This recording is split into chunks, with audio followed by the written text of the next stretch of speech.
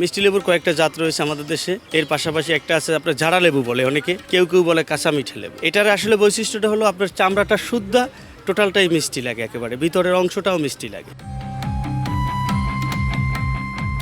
এবং এটা আকৃতি অনেক বড় হয়। এটা আসলে আমরা যখন আমাদের ছোটবেলায়, যখন আমাদের শৈশব সময়টা আমাদের দেশ গ্রামে যখন আমরা কাটাইছি, তখন আমাদের দেশ বাড়িতে দেখছি এই লেবু গাছগুলি অনেক ছিল। এখন আসলে নাই, বিলুপ্তর পথে এগুলি। তার পাশাপাশি দু একটা গাছ অনেকের কাছে থাকে, যেমন আমার কাছে কিছু গাছ আমার কাছে আছে। একটা বড় গাছ আছে, এর পাশাপাশি এগুলি ছোট গাছও আছে। এরপর আরেকটা লেবু আছে আপনার সুইট লেবু বলি আমরা। সুইট লেবুটা হলো আপনার ছোট হয় লেবুটা, কিন্তু এটা চামড়া শুদ্ধ, পুরোটাই খাওয়া যায় না।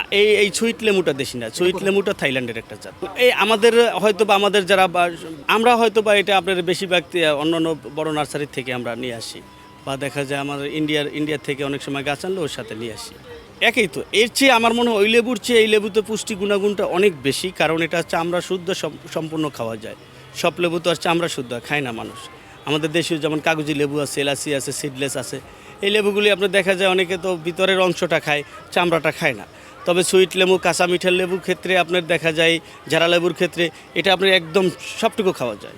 গাছের আসলে দামটা ওইটা হিসাব হলো, একটা গাছের আপনার আছে, একটা সাইজ আছে, সাইজের উপরে নির্ভর করে।